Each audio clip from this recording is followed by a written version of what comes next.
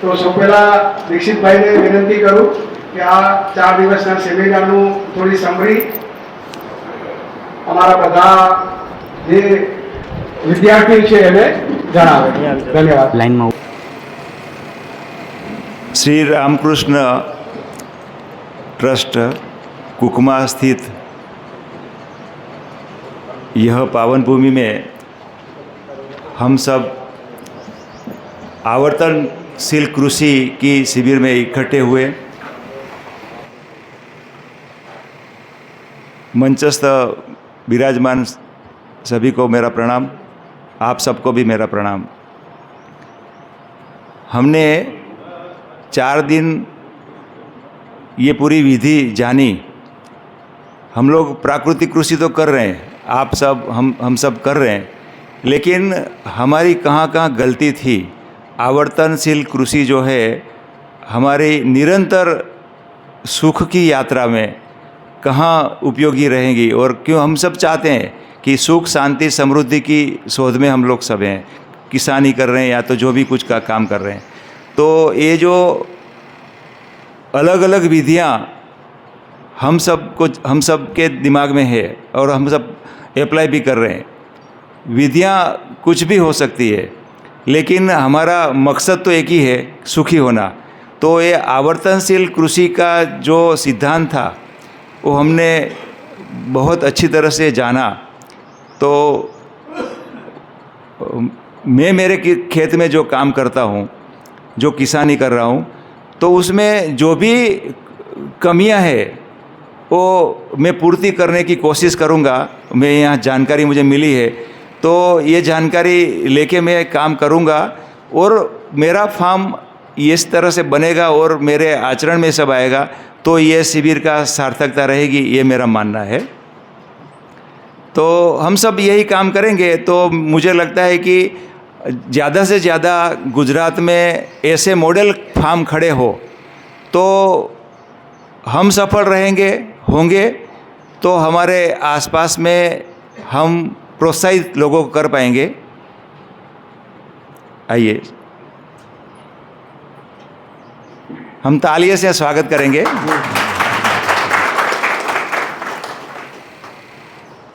तो ये शिविर का सामर्थ्य यही रहेगा कि हम ये पूरा हमारे फार्म पे करेंगे और ये इसी तरह जीने की हम कोशिश करेंगे, आचरण में लाने की. तो दूसरे लोग प्रोत्साहित होंगे और दूसरे प्रोत्साहित होंगे तो ये जोत से जोत जलाने का जो काम है वो हम कर पाएंगे. मनोज भाई यहाँ जो हम देखें इस परिसर में हमने जो देखा जाना, तो एक बहुत संनिष्ठ प्रयास वर्षों से कर रहे हैं और ये इनसे बहुत लोग प्रेरित भी हुए हैं. तो ऐसे ही ये काम होता है. तो हम लोग भी हमारे फार्म में ऐसा कुछ बना के लोगों को प्रेरित करें तो ही ये सार्थक रहेगी. क्योंकि मनोज भाई अकेले ये काम कितना कर पाएंगे, मैं अकेला कितना काम कर पाऊँगा. हम सब मिल के ये काम करेंगे तो हमारी सार्थकता रहेगी. प्रेम सिंह भैया का फार्म हमने देखा बांदा में जाके, तो हमको लगा कि नहीं बहुत अच्छा है और ये किस तरह से करना चाहिए. आवर्तनशील कृषि में हम कैसे सहभागी बने, कैसे जाने.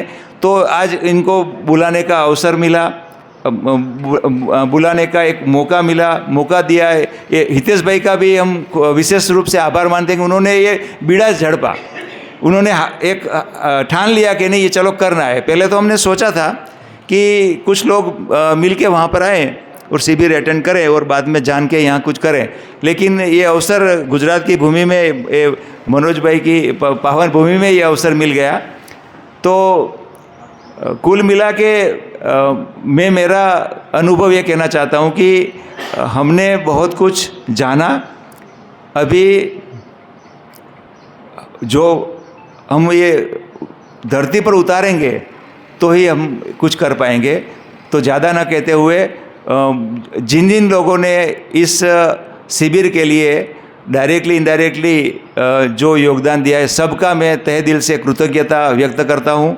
और ख़ास करके यहाँ रहे और यहाँ इस परिसर में जो हमने सबने में जो लाभान्वित हुए हैं, तो उसमें मैं SPNF एसोसिएशन की तरफ से भी मैं ये मनोज भाई सोलंकी जी का, अपने प्रेम सिंह भैया का, और जिन्होंने सहयोग दिया है,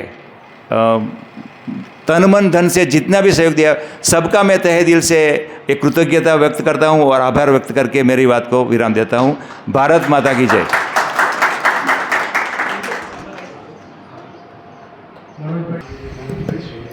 सभी को नमस्कार। खास करके हम सब के लिए जो एक अपना अनुभव साझा करने के लिए पधारे हुए बांदा से अपने प्रेम सिंह जी का, हमारे पूर्व साथी कार्यकर्ता और वरिष्ठ कार्यकर्ता ऐसे प्रफुल्ल दादा, दीक्षित जी, हितेश भाई, उपस्थित सर्वे किसान भाइयों बहनों, सभी को हमारा वंदन नमस्कार। ये 3-4 दिन का एक आवर्तनशील कृषि, कृषि की भी एक जो संकल्पना है, जो प्रकृति के साथ की भागीदारी है, समाज के साथ की भागीदारी है, और उसके अंदर जो खरबों सालों की जो एक निरंतरता है, अविरतता है, उसकी दृष्टि को सामने रखते हुए कृषि कैसी होती है, टिकाऊ कृषि कैसी होती है, सस्टेनेबल कृषि कैसी होनी चाहिए, तो उसके लिए क्या क्या बातों को हम जोड़ सकते हैं, ध्यान रखना चाहिए, किस दृष्टि से सोचना चाहिए, उसका अमल के लिए कौन सी बात हमें ध्यान में रखनी चाहिए। तो हमें पूरा प्रकृति को भागीदार बना के और प्रकृति को पूरक होते हुए और प्रकृति का जो सस्टेनेबिलिटी है उसको बनाए रखते हुए हमारी कृषि होनी चाहिए। ये 3 दिन के अंदर प्रेम सिंह जी और उसके सभी साथीदारों के माध्यम से ये विषय रखा गया। काफ़ी किसानों ने पहली बार ऐसी बात इतना आगे का सोचा होगा। हम सब ज़्यादातर तो कृषि में अपना ही ज़्यादा सोचते हैं, तो ये तो समग्रता का सोच उसमें जोड़ दी, तो ये कृषि का एक सही दिशा, जो हजारों सालों से कृषि जो चली थी वो शुरुआत में क्या थी, वहाँ तक हमें फिर से लौटना है। ये हजारों सालों से हमारे पूर्वजों ने इसी प्रकार की आवर्तन कृषि की ही संकल्पना की है, और वो हजारों सालों से हम करते आए, नई बात नहीं है। ये भारत के अंदर 1965 से जब रासायनिक कृषि आई, तभी से ये दृष्टिकोण अभ्रंश हुआ है, तभी से ये दृष्टिकोण सीमित बन चुका है, तभी से ये दृष्टिकोण में मर्यादाएं जो आई है वो हमें 40-50 साल का ही समय गया है। तो ये कोई बहुत पहले की बात नहीं है, अभी तक हम जीते आए हैं, इसी दृष्टिकोण से जीते आए हैं, तो उसको फिर से हमें जोड़ना पड़ेगा। यही मानव कल्याण के लिए, मानव का सुखी होने का रास्ता है। तो ये बात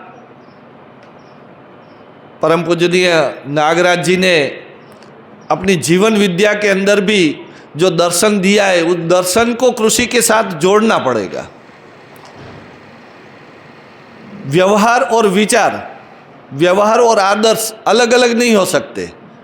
आज हमारा जो परिस्थिति है कि हम धर्म में अहिंसा की बात करते हैं और खेत में जाते हैं तो हिंसा करते हैं, तो हमारा विचार और व्यवहार, करनी और कथनी ही अलग है, और यही हमारा दुख का कारण है, यही हमारी बेचैनी का कारण है, यही हमारी व्यग्रता है, वही हमारा तनाव है, वही हमारा भय है। तो हम जो सही है उसको पकड़ेंगे और सही के आधार से व्यवहार को सही करना पड़ेगा। तो विचार और व्यवहार को एकरूपता बनाने के लिए हमें ऐसी कई कार्यशाला का आयोजन करना पड़ेगा। ये एक शुरुआत है और इस प्रकार का निरंतर प्रयोग अलग अलग जगह हो रहा है, मगर हमें ऐसा बार बार ऐसी शिविर करके हमें जागरूक होना पड़ेगा। हमारे जो भटकाव है उसको ठीक करना पड़ेगा, हमें जो पद्धतियों में जो गलतियां आई है वो भी हमें ठीक करना पड़ेगा, विचारों में जो हमारी सीमितता आई है उसको हमें विशालता में ले जाना पड़ेगा। तो ये एक मेरी मानव को मानव बनने की एक जो क्रम है वो हम कर रहे हैं। तो हर मानव का यही कर्तव्य होना चाहिए, मानव के रूप में जन्म लिया है तो मानव के रूप में ही मरे। हम यहाँ से विदाई ले तो हम मानव की मानवीयता को उजागर करते हुए करें। तो ये जो हमारी धर्म संस्कृति ने ही हमें वर्षों से यही संस्कार दिया है, तो ये हमारा संस्कार की बात है, हमारा मूल की बात है। तो उसकी ओर समझाने की बहुत ज़्यादा आवश्यकता नहीं होती, विचार तुरंत हमें अनुभूति के स्तर पे और स्वीकृति के स्तर पे आ जाता है, मगर उसको व्यवहार में ले जाना वही चैलेंज है। बाकी कोई ज़्यादा आज जो भी बात रखी गई उसमें किसी की असहमति हो ऐसी तो कोई संभावना नहीं है, क्योंकि ये हमारा उनका मन की बात बोली है, सबको आनंद भी आ रहा है। मगर एक ही भय है कि उसको व्यवहार में ले जाने के लिए हमें क्या करना है। तो ये इसके लिए भी मैं इतना बता दूं कि ये क्रमशः होता है। शुरुआत किसी ने प्राकृतिक खेती का विचार मिला तो पहले उसने बाजार का आधार लेके कुछ प्रयोग किए होंगे, कुछ अपने पास रिसोर्स का उपयोग किया होगा, तो वो पहले ऑर्गेनिक खेती से ही शुरुआत हुई। धीरे धीरे ऑर्गेनिक खेती में से बाजार निकल गई, क्योंकि हमें ध्यान में आ गया कि ये खेती में बाजार की आवश्यकता नहीं है और बाजार को डालेंगे तो ये संभव नहीं है।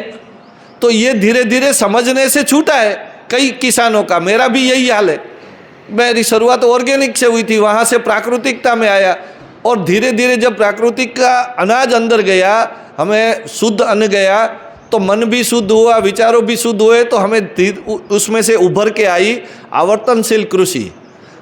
तब हमें ज़्यादा अच्छा करने के क्रम में हमें हमेशा अंदर से जो स्फुरणा होती है, सही रास्ते पे चलते हैं तो मार्गदर्शन अंदर से भी होता है, बाहर से भी होता है।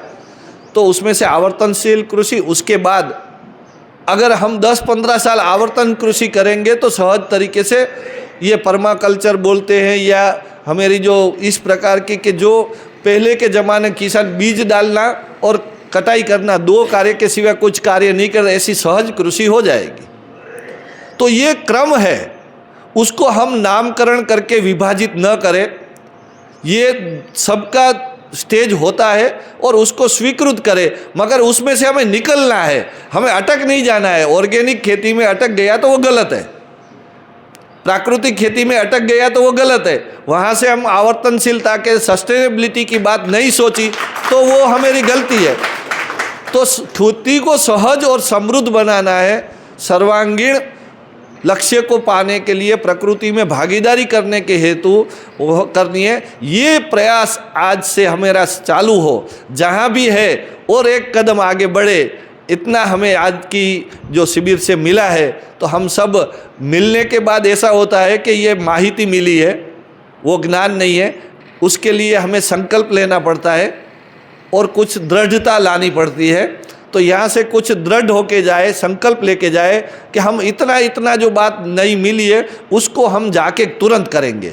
अगर वो नहीं किया तो इसके ऊपर जो विचार मिले, 3 दिन का आपका समय गया है, ये कहने वाले का भी समय गया, उसका कोई फायदा नहीं, क्योंकि माहिती का आक्रमण चालू ही है, कचरा ऊपर से आ ही रहा है। अगर सही जो बात है उसको जीने में नहीं लाए, प्रैक्टिकल में नहीं लिया तो वो ज्ञान होने वाला नहीं है। तो मेरी रिक्वेस्ट है सबसे कि आप तुरंत जाके इसमें से जो अच्छापन है उसको कहीं ना कहीं परिवार के साथ बैठ के कृषि में क्या क्या बदलाव करना है वो निर्णय लेके संकल्पित करके उस दिशा में 1 साल के अंदर ये प्राप्त करेंगे, ऐसा लक्ष्य बना लिया तो ये शिविर है आपके लिए। और जो प्रयत्न कर रहे हैं इतने दूर से हमारे साथ जो आए, उसका भी फलश्रुति उसी में है। तो हम सब इस दिशा में आगे जाना हम सब के लिए बहुत महत्वपूर्ण है। तो इस दिशा में आगे बढ़ेंगे, उसके लिए जो हमें आज जो ज्ञान मिला है उसको हम अपने जीवन में उतारेंगे तो ही हमें फ़ायदा है। वरना आनंद की स्थिति तो विचारों से होती है मगर वो लंबा चलने वाली नहीं है। नित्य आनंद की स्थिति के लिए हमें इसके लिए जीना पड़ता है, तो जीने का प्रयास में हम करेंगे, ऐसी आशा के साथ। भारत माता की जय, वंदे गो माता। આપણને સરસ સાચી વચન આપ્યા અને આજ અહીંયાથી જે શીખા છીએ એ શીખેલું આપણા પરિવારમાં, આપણા સમાજમાં અને આપણા ખેતરમાં કેવી રીતના લઈ આવી શકીએ આ બાબતનું ખૂબ સરસ માર્ગદર્શન આપ્યું। મનોજભાઈ ખૂબ ખૂબ આભાર આપનો। હવે વચ્ચે થોડા દાદા અને મહાનુભાવોનો આજ્ઞા લઈને અમારા ખેડૂત ભાઈઓ થોડું એનું પ્રતિભાવ આપવા માંગે છે. તો આપની પરમિશનથી અમે ખેડૂતોને આમંત્રણ કરી પછી આપશ્રીને અમે આગળ સાંભળીએ. ખૂબ ખૂબ ધન્યવાદ. રાઠોડ હરેશભાઈ જગદીશભાઈ પાલિતાણાથી. માઇક આપજો. અચ્છા, આગળ આવી જાઓ. અહીંયા આવી જાઓ. હા, તમારું નામ, પરિચય અને વધારેમાં વધારે 3 થી 4 મિનિટમાં આપનું જે પ્રતિભાવ છે આપ આપી દો. ખાસ પ્રતિભાવમાં આ શિબિર આપણને કેવી લાગી, આમાંથી આપણને શું મળ્યું અને આપ એનું કેવી રીતના અમલ કરશો, આ મુખ્ય વાત આપણા વક્તવ્યોમાં હોવી જોઈએ. જગદીશભાઈ, ગામ અનીડા, તાલુકો પાલિતાણા, જિલ્લો ભાવનગર. અમે 2017થી પ્રાકૃતિક ખેતી કરીએ છીએ, પરંતુ અહીંયા જે શિબિરમાં આવ્યા તો જે મનોજ દાદાનું જે કેમ્પસ છે, આ રામકૃષ્ણ જે ટ્રસ્ટનું જે કાર્ય છે એ જોઈને ખૂબ સરસ લાગ્યું અને ખરેખર આવું જ છે આપણે દરેક ખેડૂતોએ કરવું જોઈએ. ત્યારબાદ પ્રેમસિંહ સાસાજી જે વાત કરી કે જે આવર્તનશીલ ખેતી છે તો ખરેખર દરેક વ્યક્તિએ છે આ ખેતી અપનાવવી જોઈએ. અને હું સંકલ્પ કરું છું કે મારા ગામની અંદર છે મારી જેવા 10 ખેડૂત તૈયાર કરીશ અને જે તળાવની વાત છે, પશુપાલનની વાત છે અને ખેતીની અંદર છે 1/3 ભાગની જે વાત છે તેવા ખેડૂતો તૈયાર કરીને ખરેખર આવી રીતનું ઊભું થાય તેવું કરીશું. કારણ કે હવે 2 મહિના પછી તે વરસાદની સિઝન શરૂ થશે એટલે આજથી તે એટલે ઘરે જઈને તરત જ છે આવી રીતનો સંકલ્પ લઉં છું અને આવા ખેડૂતો તૈયાર કરીશ. અસ્તુ. આ સિવાય પ્રજાપતિ સોમાભાઈ કેસરાભાઈ નિવૃત્ત શિક્ષક છે, બનાસકાંઠાથી છે. પ્રજાપતિ સોમાભાઈ કેસરાભાઈ, 2024માં નિવૃત્ત શિક્ષક છું, બનાસકાંઠા, તાલુકો ઓગળ. હું વધારે ટાઈમ નહીં લઉં, પણ એમ કહેવાય છે કે ફૂલ ખીલે ઓર ખુશ્બू ના મિલે મુમकिन नहीं, फूल खिले और खुशबू ना मिले मुमकिन नहीं, चाँद खिले और रोशनी ना मिले मुमकिन नहीं, दीप जले और प्रकाश ना मिले मुमकिन नहीं, लेकिन आप जेवा कुर्सी तजग ना मिलो और हमारा किसान ना खिले ये मुमकिन नहीं. હું પહેલી વખત આવ્યો છું, પણ 5 વર્ષથી મારી બાજુમાં રામજીભાઈ છે તેમની પાસે વાત સાંભળી અને 5 વર્ષથી હું 3 વીઘામાં કોઈ દવા કે આવું બધું કંઈ નથી નાખતો અને 10 મિત્રોને પણ એવા તૈયાર કર્યા છે કે પોતાના ખેતરમાં જે ખાવાની વસ્તુ છે એમાં પણ એ અનાજ નાખતા નથી. એટલે હું મારું એક વક્તવ્ય તમને કહું છું, મારી સમજ એ પ્રમાણે કહું છું કે આપણે એવું કરીએ, આપણને જો કૃષિ પ્રત્યે પ્રેમ હોય, ભાવ હોય તો જેમ મનોજભાઈ સાથે મને હરતા પડતા સાંભળવા મળ્યું કે ગ્રુપ ન હોય તો આપણને મજા આવતી નથી, ઉત્સાહ મળતો નથી અને ઉત્સાહ ટકતો પણ નથી એમ.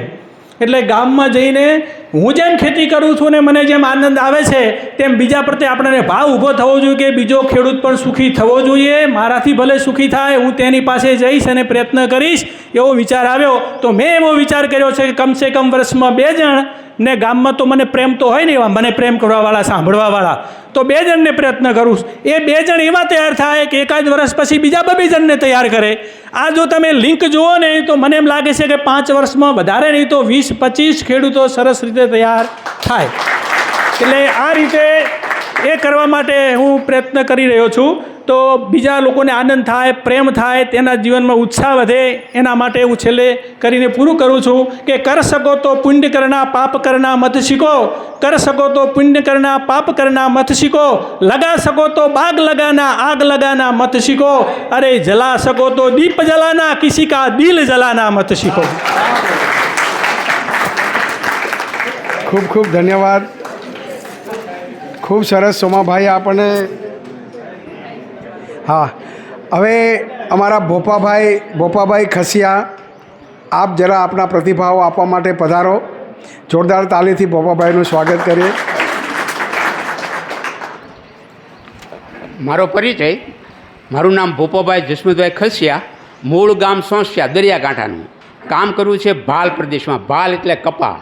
કપાળમાં જેમ કામ નથી ને એમ અમારા વિસ્તારમાં એક પણ ઝાડ થતું નથી.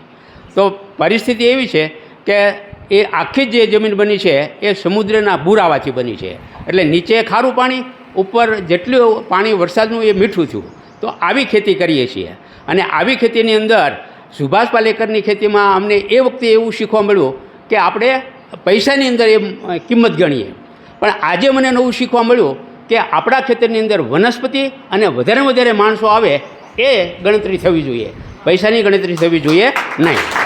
અને સૌથી પહેલું કામ આપણે બે કરવા જેવું મને અહીંથી લાગ્યું છે કે દેશી બી આપણા બધા ખેડૂતો એક ગામમાં તો તૈયાર થાય જ હતી કે એ પોતાના ગામના જે દેશી બી ભેગા કરે અને એકબીજાને વિનિમય કરે. આ ગામનું છે એ બીજા ગામમાં, બીજા ગામનું આ ગામમાં આવે અને એ રીતે આખા તાલુકામાં અને જિલ્લામાં આવું કામ થાય એવા વિચારો મને અહીંથી મળ્યા છે. અને એ કામ હું નિષ્ઠાપૂર્વક કરીશ એવી સાથે મારું વક્તવ્ય પૂરું કરું છું. અસ્તુ. ખૂબ ખૂબ ધન્યવાદ. હવે શ્રીજુ વિરમભાઈ પરબતભાઈ ભુજોડીથી જોરદાર તાલીથી વિરમભાઈનું સ્વાગત કર્યું.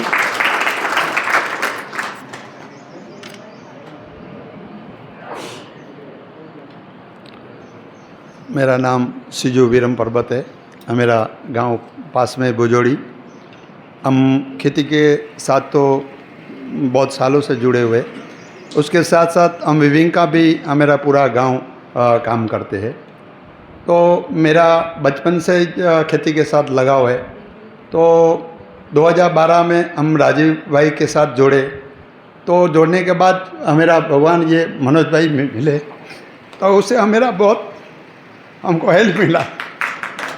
तो ऐसे हम आगे कम बढ़ाया और हमारा परिवार के साथ हम सब जुड़े हुए। तो हम किसानों को वो भी कहते हैं कि देखो आप अकेला मत आओ, आपके उसके साथ आपकी धर्मपत्नी भी होना चाहिए, तो हमारा सहयोग होता है। और वो सहयोग ऐसा होता है कि आप कोई भी काम करेंगे वो सफल होगा। और हमारी धर्मपत्नी के बिना तो कोई काम मेरे ख्याल से थोड़ा अधूरा रहता है। तो हम सबको रिक्वेस्ट करते हैं हम तो अपनी धर्मपत्नी को भी साथ लाने की कोशिश करें। मैं जहाँ भी जाता हूँ, कोई भी ऐसे प्रोग्राम मनोज भाई के है तो हम 2 आदमी पक्का आते हैं कैसे भी करके।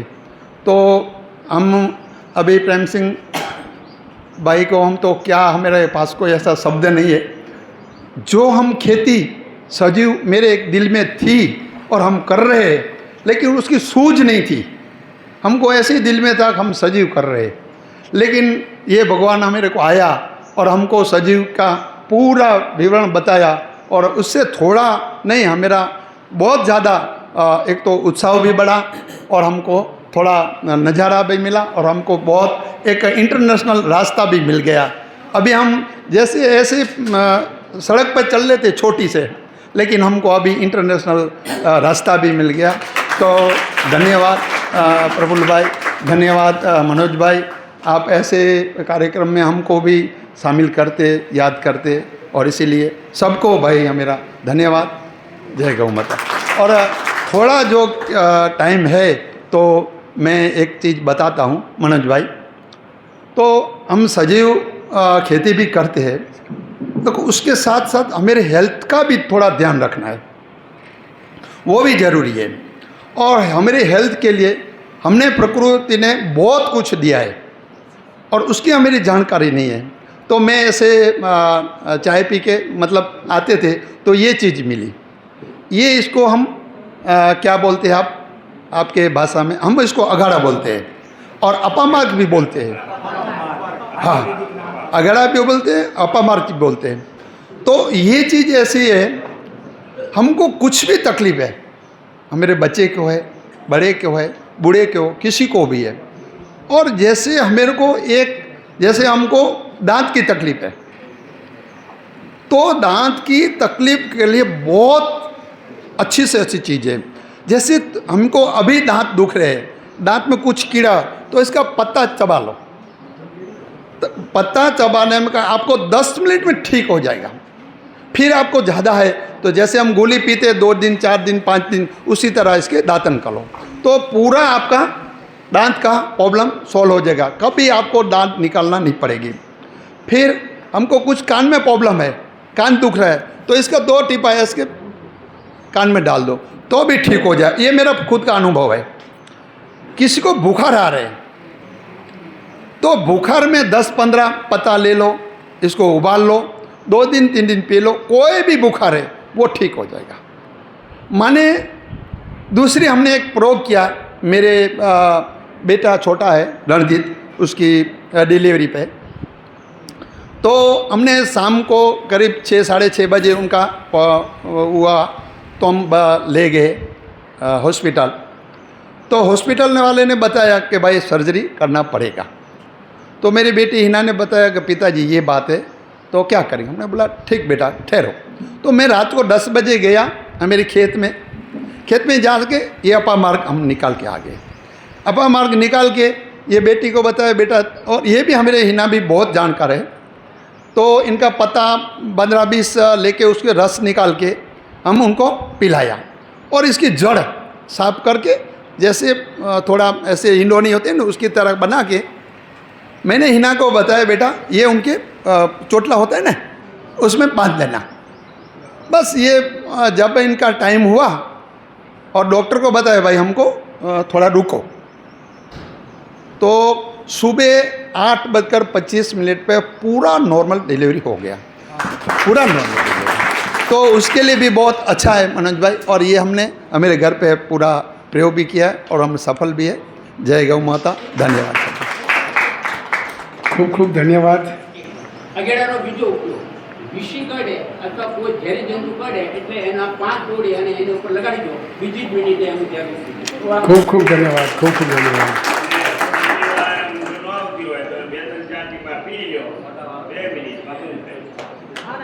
બધાનો ખૂબ ખૂબ ધન્યવાદ। આના ઉપરથી એવું લાગે છે આપણે સ્પેશિયલ આયુર્વેદ માટેનો પણ એક સેમિનાર રાખશું। ધન્યવાદ। આગળ આદરણીય ડી.કે. રથવી સાહેબને વિનંતી કે આપના પ્રતિભાવો માટે અત્રે ઉપસ્થિત થાય। જોરદાર તાલીઓથી ડી.કે. રથવી સાહેબનું સ્વાગત। નમસ્કાર, જય ગૌ માતા।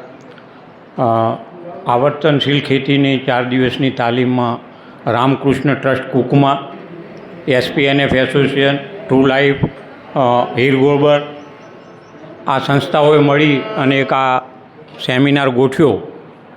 મનોજભાઈએ વાત કરી કે આપણે આટલેથી અટકવાનું નથી, પણ આજથી આ જ્યોત લાગી છે અને હવે આપણે એને પૂરા જોશથી લગાવવાની છે। 2018થી પ્રાકૃતિક ખેતી કરીએ છીએ, પણ આજે દાદા કહેતા આવર્તનશીલ ખેતી આવો એટલે અમે એવું વિચારતા કે દાદા ઘડીક પ્રાકૃતિનું કહે છે, ઘડીક આવર્તનશીલનું કહે છે, શું છે?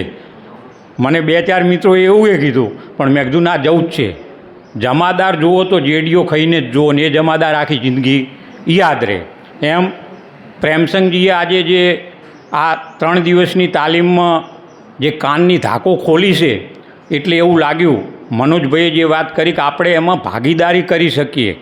ખેતીમાં આપણે ખેતી નથી કરી શકતા, એટલે ખરેખર એક સ્ટેજથી બીજી આગળની સોચ હવે જ ચાલુ થઈ હોય એવું લાગે છે।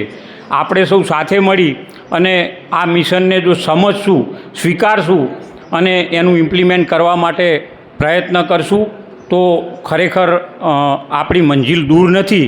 કહેવાય છે કે દુર્જનોની દુષ્ટતા કરતાં સજ્જનોની નિષ્ક્રિયતા સમાજને વધારે નુકસાન કરે છે। જો આપણે બધા સજ્જન માણસો આપણી જાતને માનતા હોય તો આજથી આપણે નિષ્ક્રિય નહીં રહી અને આ કામને એક ઝુંબેશના ભાગરૂપે ઉપાડશું તો કદાચ પ્રકૃતિનું એક કામ આપણે કરશું એવો અહેસાસ થશે। પ્રેમચંદજીએ વાત કરી કે શ્રમ વગર તૃપ્તિ નહીં થાય, તો એ તૃપ્તિ માટે આપણે આપણા મનની અને શરીરની તૃપ્તિ અને એને આપણે સુખ કહીએ છીએ, એ સુખ પામવા માટે આ એક મિશન ખરેખર બહુ અદ્ભુત છે।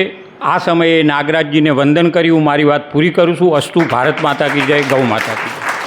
ખૂબ ખૂબ આભાર ડી.કે. રથવી સાહેબ। હવે હિનાબેન આપનો પ્રતિભાવ આપવા માટે આપ પધારીએ। સમયની મર્યાદા છે, બધા 3 થી 4 મિનિટમાં આપનો પ્રતિભાવ આપશો। नमस्ते सभी को। मेरा नाम हीना है और मैं भुजोड़ी से हूँ। तो हमने ये शिविर बांदा में किया था, तो सोचा कि मुझे ये ऐसा ज्ञान मिला है तो मैं भी औरों को दूँ, और मेरे पापा भी ये खेती करते हैं तो तो वो बांधा तो जा नहीं सकते और 5 दिन का शिविर सुन नहीं सकते। तो और मैंने दीदी को कहा कि दीदी चलो ना हम कुछ ऐसा शिविर रखें कि मेरे पापा भी उधर जा नहीं सकते, हो ये भी सुन सके और दूसरे लोगों को भी ये इसका लाभ मिले। तो ऐसा सोचा और ये शिविर रखा, मेरे को भी अच्छा लगा। ये बहुत ज्ञान, जैसे आप लोग जैसे ये ज्ञान लोग देंगे तो मुझे लगता है कि धरती में संतुलन तो आ ही जाएगा। Thank you. ખૂબ ખૂબ ધન્યવાદ હિનાબેન। હું માધવભાઈ જોશીને વિનંતી કરું, આપ આપણા વક્તવ્ય આપો। ધન્યવાદ હિતેશભાઈ। વધારે સમય ન લેતા એક 5 દિવસની જે સમરી કરવાની છે એના ઉપર આજે જોતો હતો હું, તો કુદરતી આપણે સંયોગ એવો બન્યો છે, પહેલાંના સમયમાં કંઈ પણ સમસ્યા થતી, કંઈ સારું થતું, કંઈક નક્કી કરવાનું થતું તો પંચ પાસે જતા, પહેલાં કંઈ પોલીસ ખાતું કે કંઈ આ તે હતું નહીં, એવી રીતે કુદરતી આપણે અહીંયા સંયોગ એવો થયો છે કે પંચ ભેગું થયું છે। આમ જો આપણે સંસ્થાઓના નામ જોઈએ ને તો 5 સંસ્થાએ ભેગા થઈને આ કાર્યક્રમ કર્યો છે, એટલે પંચે ભેગા થઈને નક્કી કર્યું કે આવી રીતે આવર્તનશીલ કૃષિ થવી જોઈએ, એનાથી સમગ્ર ખેડૂતો અને જીવસૃષ્ટિનું કલ્યાણ થવું જોઈએ, એના માટેની એક આ સરસ આખી વાત છેલ્લા 4 દિવસમાં અહીંયા મુકાણી છે। એમાં મારાથી થોડુંક એક લખ્યું છે એ બધાની સમક્ષ મૂકું છું। આજે 4થો દિવસ છે પણ એવું લાગે છે કે હજી તો ઘણું બાકી રહી ગયું છે। તો એવામાં 4 દિવસે આજે 4થા દિવસે પણ જ્ઞાનનો દીવો દિલોમાં પ્રગટ્યો છે। હાજરીનો ઉત્સાહ, આપણી બધાની હાજરીનો ઉત્સાહ આશાનો સૂરજ બનીને ઉગ્યો છે। ખેડૂતથી લઈ સમગ્ર જીવસૃષ્ટિ સુધી પ્રસાદ વરસ્યો છે। આયોજકોના પ્રયત્નોથી દરેક હૃદય આનંદથી તરબતર થયું છે। દિલથી દુઆ અને આભાર આપ સૌને અર્પણ છે। તમારા કારણે આ પળો, તમારા એટલે આ બધા જે આયોજકો છે અને આપ સૌ અહીંયા હાજર રહ્યા છો એ બધાના કારણે આ પળો આજે અમૂલ્ય સ્મરણ બની અને ઉભરી છે। આભાર અસ્તુ। ખૂબ ખૂબ ધન્યવાદ માધવભાઈ। હવે હું આદરણીય શાલિની દીદીને વિનંતી કરું કે જેના વિચારોથી અમને આ બળ મળ્યું હતું અને પ્રાકૃતિક ખેતી તો અમે કરતા હતા પણ આવર્તનશીલ કૃષિ માટે પ્રેરિત કર્યા એવા શાલિની દીદી। बढ़िया, धन्यवाद। यहाँ पे आ जाओ, ठीक है। हाँ हाँ जी, धन्यवाद। सभी को नमस्कार। मुझे बहुत अच्छा लग रहा है आप सभी को देख करके। मनोज भाई जो हम लोगों ने विचार किया था वो, आवाज़ नहीं आ रही है? आ रही है बस, ठीक है, अभी ठीक है। हाँ, उसको सफल होते देख करके बहुत प्रसन्नता हो रही है। मुझे पता नहीं आपके साथ ये बात साझा हुई कि नहीं, मैंने चाचा को स्पेशली कहा था। मैं और हमारे श्रीमान जी, हम दोनों वैसे इंजीनियर हैं। बैंगलोर छोड़ के यहाँ पर भुज आए, चूँकि ये मूलतः भुज गुजरात से हैं, हमारा गांव यहाँ पर पास में है। 2014 में हमने अपने आप ही ऑर्गेनिक कृषि शुरू करी। फिर हमें मनोज भाई के किसी मित्र ने, हम ओशो के सन्यासी भी थे तब, उस समय बताया कि आप यहाँ जाइए, तो हमने यहाँ से सीखा और सीखते ही हमने इम्प्लीमेंट किया। हम इम्प्लीमेंट करने में थोड़ा फास्ट हैं। खूब अच्छा लगा, बहुत अच्छा लगा। और उसके बाद हम बहुत तरह तरह के अलग अलग प्रकार के फार्मिंग, जैसे आपने भी एक्सप्लोर किया, हमने भी एक्सप्लोर किया।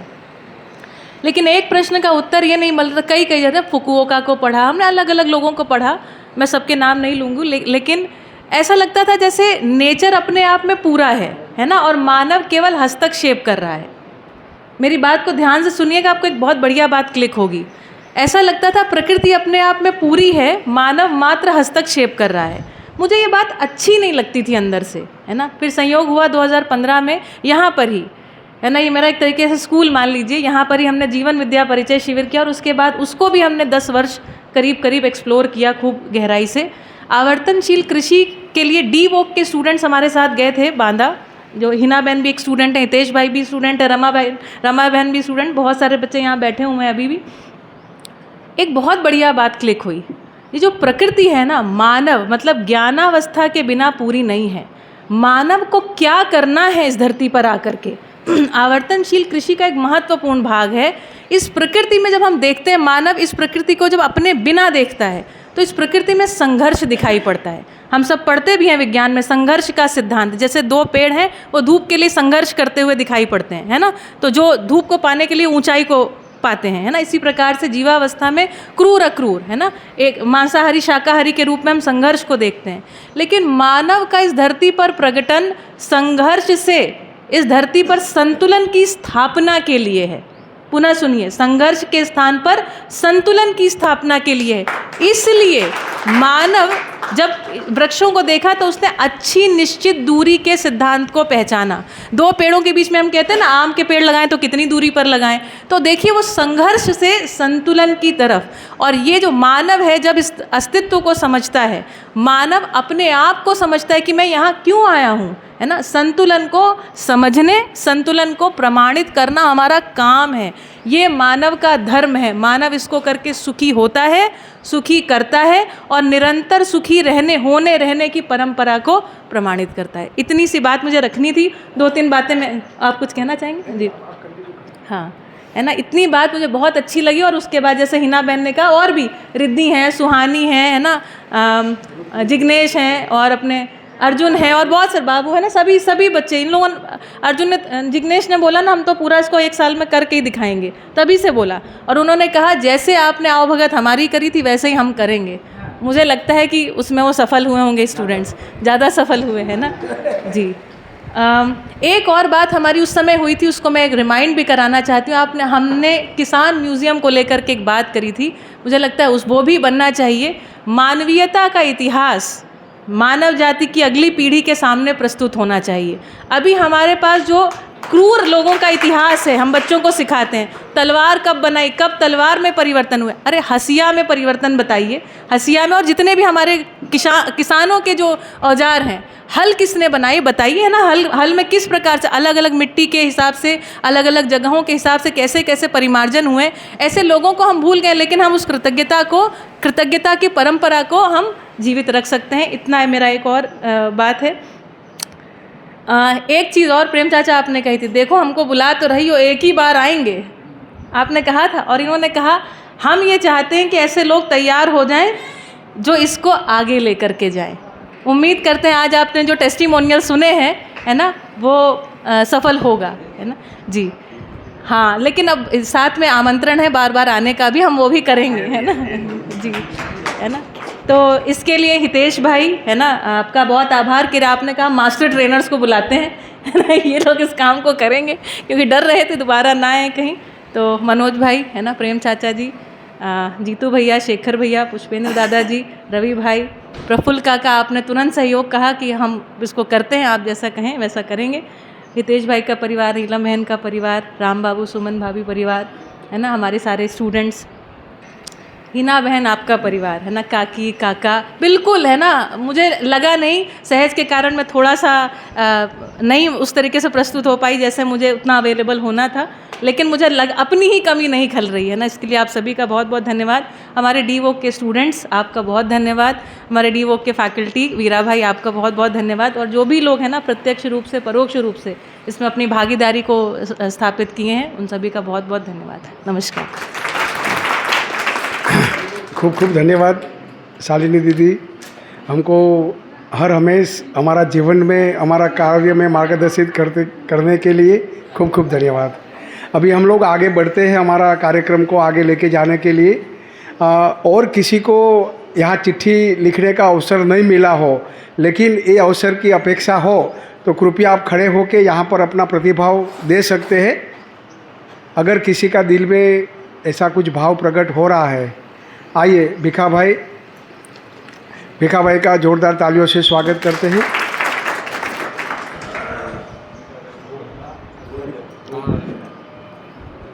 जय गौ माता। मंचस्थ महानुभाव, सभी संस्था के आयोजक और मेरे किसान भाई बहनें, आप सभी को मेरा हार्दिक स्वागत है, नमस्कार। 4 दिन से हम ये शिविर में आए हैं, मानो कि स्वर्ग में आए हैं। हमारा घर बार सब कुछ भूल गए, बस यहीं स्वर्ग ऐसा लगता है। और जब से हमने प्राकृतिक खेती तो हम कर रहे थे, लेकिन आवर्तनशील खेती का जो हमने ये अभ्यासक्रम सब पढ़ा, तब से तो हमने यही मान लिया, ध्यान लिया कि ये पूरी प्रकृति ही हमारा जीवन है और इसमें ही हम बड़े होते हैं। तो ऐसा अवसर हमको आज ही मिला है। ये आवर्तनशील खेती और इसके साथ जीवन विद्या का संगम, और हम सभी मानो ये हमारा त्रिवेणी संगम हो गया है। किसान भाइयों बहनों, अब हमारा ये कर्तव्य बनता है, हमारी जिम्मेवारी बनती है, हमारी हिस्सेदारी बनती है कि हम अपने घर पे जाके, अपने गांव में, अपने समाज में ये आवर्तनशील खेती का प्रयोग शुरू करें और दूसरों को ये ही बताएं कि हमारा जीवन कैसा रहेगा, कैसे हम जिए, हमारे साथ ये पूरी प्रकृति का संतुलन कैसे बना रहे, यही हमें जाके बताना है। मानव क्या नहीं कर सकता, सब कुछ हमारे हाथ में है और हमारे साथ ये पूरी प्रकृति है, हमारा पंच तत्व हमारे साथ हैं, सिर्फ उसको समझना है और अपना है। किम न करोति पांगुलम श्रमम, પાંગળો માણસ કયો શ્રમ નથી કરી શકતું, અને આપણે બધા आँख कान नाक जीभ त्वचा हाथ पग सब कुछ परमात्मा ने प्रकृति ने दिया हुआ है। तो हमारा ये परम कर्तव्य बनता है, हम मानस थे ये खेती करके मानस से आगे दिव्य मानव की ओर प्रयास करें और करें। धन्यवाद। ખૂબ ખૂબ ધન્યવાદ ભીખાભાઈ ગોળ, ખૂબ સરસ પોતાના પ્રતિભાવો વ્યક્ત કર્યા અને આપણે માર્ગદર્શિત કર્યા. ખૂબ ખૂબ આભાર. કોઈને હજુ પણ કંઈક કહેવાનો, પ્રતિભાવો આપવાના બાકી હોય તો અત્રે ઉપસ્થિત થાય. गाय माता की, भारत माता की। हम तो परम पूज्य जेवा प्रेमचंद जी, मनोज भाई जे आ संस्था ने आटली बधी डेवलप करीने अमे तो पहला पायाथी हार्या छीए पण एक धारा आमां रह्या छीए। अमारा दीक्षित भाई, हितेश भाई बधाने एवुं हतुं के प्रफुल्ल भाई आ शिबिर लाव्या छे एवुं बधाना मनमा एवुं हतुं, अमारो जे प्राकृतिकवाळा बधाने। पण आ जोर तो शालिनी बेने कर्युं हतुं, पण अમને તો એણે પકડાવી દીધું કે આ પકડો તમે, એટલે અમે એને પકડી લીધું અને એમાં કારણ કે આ જીવ તો અમારો ખેડૂત નો હતો એટલે મેં પહેલી શિબિર જીવન વિદ્યાની ભરી ત્યારથી મને ઝટકો આવ્યો હતો. ખરું હું ઘણું મોડો થઈ ગયો છું આમાં, એટલે સતત શિબિર રાખી. જે સમજી ગયા અમારા ડીકે રથવીજી તો પરબાર સમજી ગયા, પરબારી અમને એક શિબિર તો દઈ દીધી પાટણની, અને અમે પહેલાં વહેલા થતા તોય પણ અમારી શિબિરો બહુ સરસ ગઈ. ઘણી શિબિરો કરાવી, પણ એથી અમે પાછી જ્યારે આ શિબિર ભરી આપણે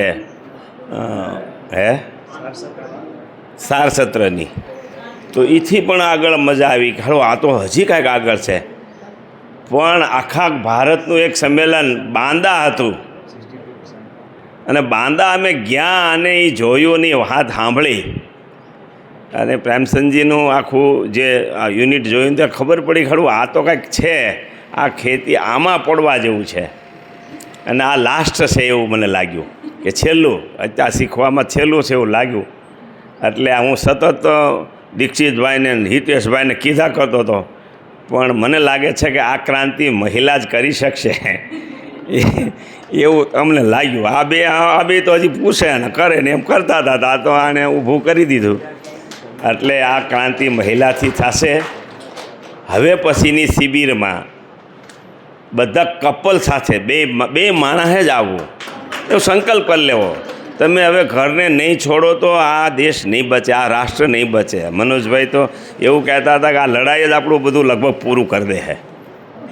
તો એ લડાઈને સામે કોણ બચાવી શકશે? તો આ પ્રેમચંદજીનું આખી વિદ્યા જે આપણે જોઈ, આવર્તન ખેતી, માનવતા, ખેતીમાં માનવતા, એ જ આપણને બચાવી શકશે. એટલે હવે અહીંયા જેટલા આવ્યા છો એ અંદરથી સંકલ્પ લઈ લ્યો કે આને કાંઈક આગળ આ લઈ જવું છે. અમે અમરેલીના અમારા ભીખાભાઈ પટોળિયા છે ને અમારા 2-3 ભાઈઓ એ છે, અમારા એક મનસુખભાઈ ક્યાડા છે. મેં પૂછ્યું કે અહીંથી કાંઈક લઈને નહીં જાય તો શું કરશું? તો મેં કીધું અમારે અમરેલીમાં સૌરાષ્ટ્ર વિભાગનો એક વર્ગ રાખવો છે. તો એ બધાએ લગભગ હા પાડી દીધી છે મને. અને અમે એક અમરેલીમાં અમે પ્રેમચંદજીને વાત કરી. મેં કીધું વેકેશનમાં તમારે એક ફેરું ધક્કો તો થશે. એ કે હું ટીમ લઈને વાપીસ આ જાયંગે અમરેલીમાં. તો એક અહીંથી અમે એક સંકલ્પ લઈને જઈએ છીએ. અઠવાડિયામાં જ અમે લગભગ બહુ મોટું પાયો કરીને અમે એક અમરેલીમાં સૌરાષ્ટ્ર વિભાગનો 400-500 લોકોનો એક વર્ગ થઈ જાય એવી અમે ગણતરી કરીએ છીએ. તો કારણ કે આને મોડું કરવા જેવું નથી કે બા આવતી થાય જોવું, એવું કરવા જેવું નથી. આ સમજાય છે ને? જાગ્યા ત્યાંથી સવાર જેટલી ઝડપથી થાય. મેં તો સંકલ્પ અમરેલી લીધો સૌરાષ્ટ્ર વિભાગનો, ન લઈ શકે બનાસકાંઠા એવું કાંઈ છે નહીં. એ લોકો પણ લઈ શકે, સમજાય છે ને? આમાં તો અમારું પાટણ એ લઈ શકે, બધાએ લઈ શકો. અંદર કાંઈક સંકલ્પ કરશો તો ઈશ્વર રસ્તો બતાવશે. કારણ કે આને પકડનારા, અમે કાલ રાતે બેઠા હતા, મેં કીધું આનું ખર્ચ શું થાય ને આ બધું માથે પડશે. અમે રાતે વિચારતા હતા, પણ એવા રસ્તા જેડા રાતે હિસાબે થઈ ગયો. રાતે ક્યાંથી ભેગા કરો એ નક્કી થઈ ગયું. નકર આવું બને નહીં. અમે તો થાકી રહ્યા છે ઘણી ફેરું. અને આખું આયોજન થઈ શકે છે. એટલે તમે કરશો તો ક્યાંય નડશે એવું મને લાગતું નથી. આ વર્ગમાં પણ એવું છું. મેં કીધું ભાઈ મનોજભાઈને આપણે જાય છે એ તો આ બધા રીતે હાથ પાડતા ગયા. એક મને એવો ચમત્કાર દેખાણો, કારણ કે આ ગરમીમાં હાડું પતરા હેઠે બેહવું તો શું કરવું? તો અમારા હિતેશભાઈને ક્યાંક ખૂજ્યું એ કે ઓલા કુલરો લાવીએ. હવે કુલરનો ખર્ચ થાય ઝાઝો, સમજાય છે ને? વ્યવસ્થા ઓછી હોય ને ઝાઝો કુલર કેમ કરો? પણ એને આ ઓલી શું કહેવાય, હા, પોરસનું દેખાઈ ગયું, હાવ થોડામાં પતી ગયો. મનોજભાઈ કે એ અમારા કાયમી થઈ ગયું, હવે અમારા અહીં દખ જ ન થાય.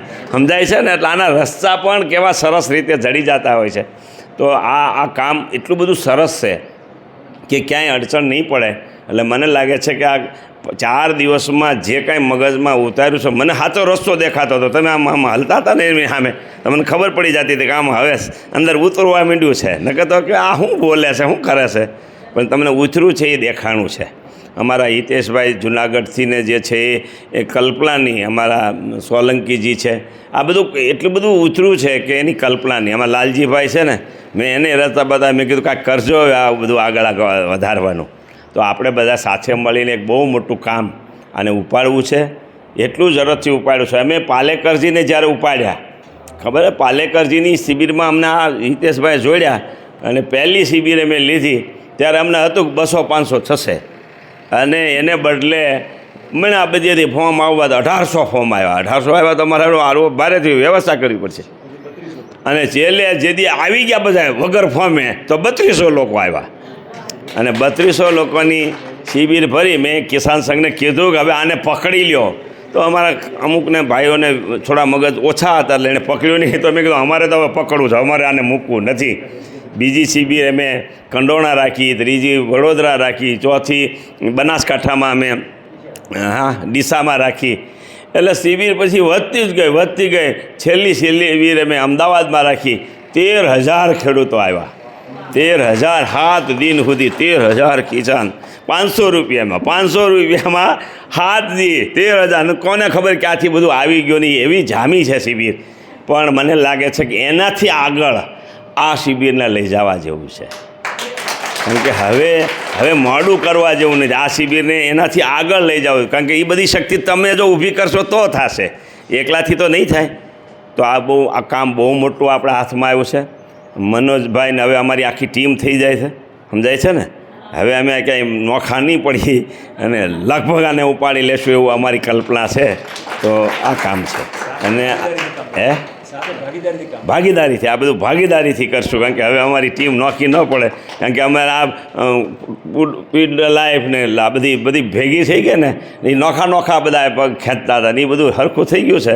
તો હવે આપણે આને બહુ જમાવીએ ખેડૂતોને, કારણ કે કૃષ્ણએ જો પાછું એવું છે, મેં અમરેલીમાં શિબિર લીધી એટલે કોઈને ઓલું ન લાગે. મને એવું લાગ્યું કે શિબિરો બધે કૃષ્ણ વખતે થઈ, પણ કૌરવોને મારવા પડ્યા, પૂરા કરી દેવા પડ્યા, પણ એની ક્રાંતિ તો હાલી પોરબંદર અહીંયા દ્વારકાથી જ આવી, સમજાય છે ને, સૌરાષ્ટ્રના ખૂણામાંથી જ આવી છે. સ્વામિનારાયણ ભગવાને જન્મ સપૈયામાં લીધો, પણ હાડું કોને ખબર, એને હાડું અહીંયા સૌરાષ્ટ્રમાં માંગરોળમાં આવવું પડ્યું છે. અને પ્રેમસિંહજીએ મને લાગે છે જન્મ તો ભલે ઉત્તર પ્રદેશમાં લીધો, પણ એનો પણ મને લાગે છે પ્રવાહ છે એ સૌરાષ્ટ્રમાંથી જામશે. એટલે કહેવાનો મારો આશય છે કે આ ભૂમિ એવી છે, આખા જગતને આ તારે છે. ગાંધી લડત તો હાલતી હતી અંગ્રેજોને તગડવાની, પણ જ્યાં સુધી પોરબંદરવાળા ન ભેળ્યા ત્યાં સુધી મેળ આવતો નહોતો. એટલે આ આખી એક ભૂમિમાં એ રસ છે, તો એને આપણે, એટલે મેં અમરેલીમાં લઈને મેં કીધું આ વિભાગ ઊભો થાય ને તો આ બધી થાય. કિસાન સંઘ અમારું અમરેલીમાં આવ્યું, અમરેલીમાં સાબરકાંઠાની બધા આવ્યા અમરેલીમાં, અને અમરેલીમાં જ ઉપડ્યું, કોઈ બીજું સૌરાષ્ટ્રવાળું ઊભું ન થાય. પછી અમરેલીએ આખા સૌરાષ્ટ્રને જીપું લઈને જઈને જાગૃત કર્યું હતું, કારણ કે એવું જાગ્યું તો એની કલ્પના જ નહીં, એવી સભાઓ એવી તોફાનો કરે એની કલ્પના જ નહીં.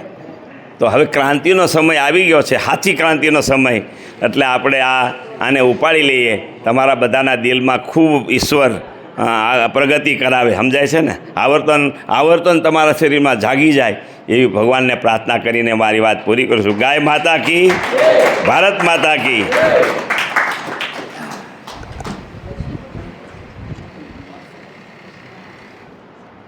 ખૂબ સરસ, ઉત્સાહજનક અને પ્રેરણાસ્પદ અમારા છે જ, અને એવું સરસ માર્ગદર્શન આપ્યું. અને દાદા, તમે જે પણ સંકલ્પ કરશો અમે ઝીલવા માટે તૈયાર છીએ, ખાલી બસ સંકલ્પ કરીને આગળ વધો.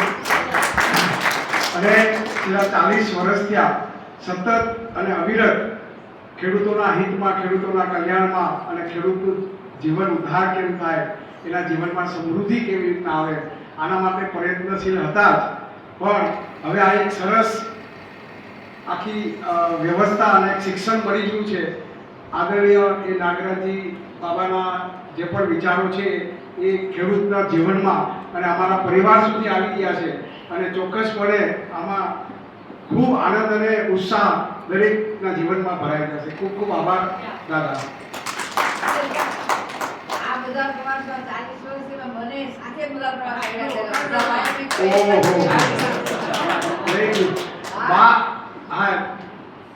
જેવી રીતના અમે હું ને રમા સતત સાથે હોય છે, તેવી રીતના દાદા અને બા પણ સતત સાથે હોય છે. બાએ ઘણી વખત મને આ બાબતની વાત કરી, અને બા અત્યારે બોલ્યા નથી, પણ બાને હું વિનંતી કરું કે તમે પણ બે શબ્દ અહીંયા બોલો, તો બાની જે ક્વોલિટી, નેતાગીરીની ક્વોલિટી જેવી આપણને જાણવા મળે. જોરદાર તાલીથી બાનું સ્વાગત.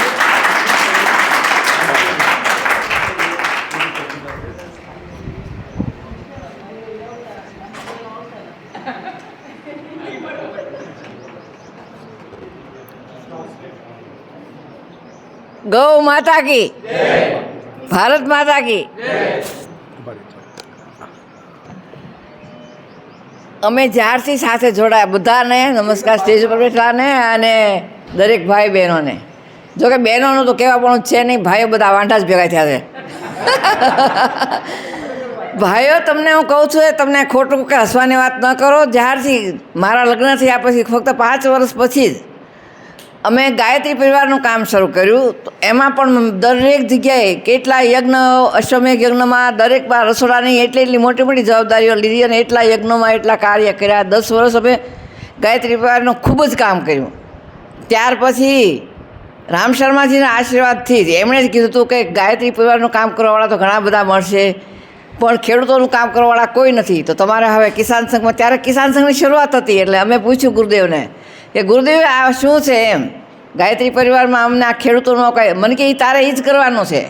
ત્યારે હું 1 મહિનાની શિબિરમાં હરિદ્વારમાં હતી, અને ત્યારે મેં હરિદ્વારની અંદર એ શિબિરમાં મેં રામ શર્માજીને લીધી, અને મારી પછી 1 બહેનો એ ગયા હતા, એણે પણ ત્યારે, અને કિસાન સંઘનું કામ અમે જ્યારથી કર્યું ત્યારે અમે શરૂઆતમાં અમારી પાસે ગાડી નહોતી, અમે બંને મોટરસાઇકલનો પ્રવાસ લઈને સૌરાષ્ટ્રના કેટલાય ગામડાઓમાં અમે મોટરસાઇકલ લઈને પ્રવાસ કર્યો છે. અને ત્યારે હું જાતી, દિવસે ખેતીનું કામ કરતા અને સાંજે અમે જાતા. ઘરે કામ કરવાવાળો કોઈ નહોતો. મારા સાસુની ઉંમર ખૂબ મોટી હતી, તો ઘરનું બધું કામ કરીને પછી હું જતી હતી. અને ત્યાર પછી અમે આ એક પછી એક જોડા અત્યારે અહીંયા પહોંચ્યા છીએ. અત્યારે હવે હું ઘરે રહું, હજી અત્યારે હું પ્રવાસમાં સાથે હોઉં છું. તો ભાઈઓ, કોઈ દિવસ ભાઈઓથી એકલાથી કામ થતું નથી. જ્યાં સુધી બહેનોનો સહકાર ન મળે, કે બહેનો સાથે તમે ન જોડો, અને બહેનોને એમ જ કહો કે બહેનો ઘરમાં જ હારા, એને કંઈ બહાર નીકળવાની જરૂર નથી, એવું નથી. રથના બે પૈડા જો સરખા ન હોય ને તો ગાડું કોઈ દિવસ બરાબર ના હાલે. હું દરેકને એ જ કહું છું કે હવે ક્યારેય બહુ એકલા આવવાનો પ્રયાસ ન કરો, પણ બહેનોને તમે જોડે લાવો. તમારા દીકરાને લાવો, દીકરાની વહુને લાવો, તમારી દીકરીઓને લાવો, ગમે એને, પણ ક્યારેય એકલા આવવાનો પ્રયાસ ન કરો. દરેક વખતે બહેનોને પણ તમે સાથે લાવવાની કોશિશ કરો. મારી રાષ્ટ્રીય કાર્યકારિણીની જવાબ હતી ને, ત્યારે દિલ્હીના સ્ટેજ ઉપરથી પણ હું આવું જ બોલી હતી કે ભાઈઓ બધા આવું શું કરો છો એમ. એટલે જવાબદારી જો નિભાવવી હોય તો બંને સાથે નિભાવવી જોઈએ. એકલાને ધક્કા ન મારી દેવા જોઈએ. ભારત માતા કી જય.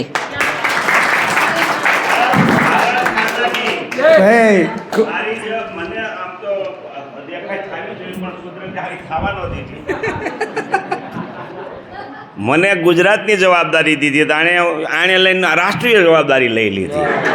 હવે મારે ત્યાં સામું બેસવું પડે, સમજાય ને? રાષ્ટ્રીય જવાબદારી હોય એટલે મારે તો ત્યાં એની સામું બેસવું પડે. પણ ઈશ્વરે એમ કે એટલી ક્રાંતિ સર્જેલ, મહિલા કેટલી ક્રાંતિ સર્જે એનો આ દાખલો હું દઉં છું કે હું હારે લઈ ગયો તો હું છું, તો એણે આખા ભારતનો પ્રવાસ કર્યો હશે. પણ એ એકલાએ પછી તો કરવો પડે, એને તો જવાનું રાષ્ટ્રીય જવાબદારી મારી તો ગુજરાતની જ ખાલી હતી. પણ નારી કાંઈક કરી શકે, અને આ ક્રાંતિ નારી સર્જવાની છે. અમે હમણાં વર્ગો લીધા, 450 વર્ગ લીધા સખી મંડળના, અને લીધા ત્યારે ખબર પડી કે હળું આમાં જ અમે તો ભાઈઓનો વર્ગ લઈ તો અડધા વયા જાય. જો આમાંય ઘણા રફુશંકર થઈ ગયા, ભાઈઓ વયા જ જાય. પણ અમે બહેનોના જે વર્ગ લીધા, એક ગઈ તો નથી, પણ અમને એમ જો આને જવાબ કેમ દેવા. એટલી બધી ક્રાંતિ સર્જક મહિલામાં શક્તિ છે. જો તમે એને આગળ નહીં લાવો તો આ ક્રાંતિ સર્જવાની નથી.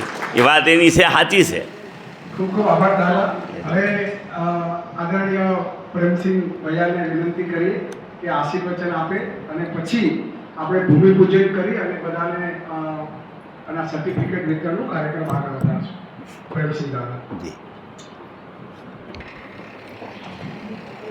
तो सबसे पहले तो मैं यहाँ आने के लिए जो माहौल बनाया शालिनी बहन और हिना बहन ने, जनक भाई ने, इसके लिए मैं इनके प्रति आभार महसूस करता हूँ कि आप लोगों के सामने आने के लिए इन्होंने मनोज भाई से मिलकर अपना क्या रूपरेखा रची मुझे पता नहीं. दूसरा, मनोज भाई का ये जो साम्राज्य सिद्धि है, यह हमारे लिए, हम नहीं, इनसे हम परिचित बहुत दिन से थे. मेरे ख्याल से ओफाई में थे हम लोग एक साथ, ओफाई में हम लोग एक साथ थे. इस समय ओफाई का सेक्रेटरी राष्ट्रीय मैं ही हूँ. उस समय मनोज भाई, मुझे याद ऐसे पड़ता है या गुजरात चैप्टर देखते थे या कुछ ऐसा था. हाँ, गुजरात की जवाबदेही थी, तो तब से परिचित थे. लेकिन मैं इस रूप में मनोज भाई के बारे में नहीं जानता था. मुझे शालिनी जी ने ही इस बारे में बताया कि उनका एक बहुत विशाल, बृहद और गहरा चिंतन है किसानी और कृषि संस्कृति के संदर्भ में. तो मेरे मन में तभी इच्छा जागृति हुई कि उसको भी हमें देखना समझना है. मुझे बहुत अच्छा लगा, और जैसा उनका भाव है वैसे ही उनकी उपलब्धि है, और मुझे लगता है उसी वजह से आवर्तनशील खेती यहाँ आ पाई है. तो यहाँ आने पर दादा का दर्शन होना हमारे लिए जैसे एक उपलब्धि की तरह है. मैं अभी तक के अपने जिन प्रयासों के उपलब्धि के रूप में मानता हूँ, उसमें दादा से भेंट होना, उनको अपने सानिध्य में पाना, ये मेरे लिए निश्चित रूप से जीवन की उपलब्धि है. मनोज भाई के नज़दीक पहुँचना. एक चीज़ मेरे मन में है, हालांकि उसका लिखित प्रमाण छोटा छोटा है. जब भारत था, 125 से अधिक देशों में बटा हुआ भारत था। कृष्ण के मन में जो आंदोलन की पृष्ठभूमि बनी वह ब्रज में जब उसके गांव में टैक्स लेने के लिए लोग जाते थे तब से बनी थी वो। उस समय का टैक्स दूध दही घी मक्खन होता था। उस समय तो पैसा चलता नहीं था। दूध दही घी मक्खन बच्चे भूखे रहते थे और वो लेके चले जाते थे। ये बात कृष्ण को समझ में नहीं आती थी बालपन से।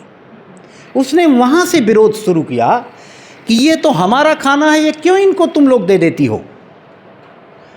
तो उन्होंने कहा ये टैक्स है, राजाओं के लिए जाता है। क्या करते हैं राजा? हमारी रक्षा करते हैं, सेना रखते हैं।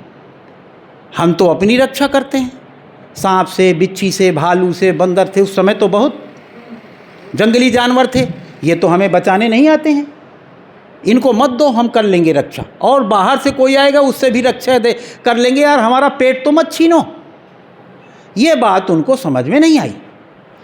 उन्होंने मटकियाँ तोड़नी शुरू की, अपनी गैंग बनाई। रास्ते में उस समय धातु का प्रचलन नहीं हुआ था, मिट्टी के बर्तन में जाता था, मिट्टी के बर्तन तोड़ डालते थे। अपने घरों में ही उनको देने के पहले चुरा लेते थे। उसको इस रूप में व्याख्यायित किया गया, ये बाद में व्याख्या करने की कमी है। वह आंदोलन स्वराज्य का आंदोलन था, उसका बीज स्वराज्य का बीज था। अब वहाँ से वह क्रांति चली और ऐसा संगठन बनाया उसके, चूँकि मैं उसी इलाके से हूँ, किसान शब्द किसना, कृष्ण शब्द तो संस्कृत वालों का दिया हुआ है, असली नाम तो उसका किसना है। तो किसना के फॉलोअर होने के कारण ही हम किसान कहलाते हैं।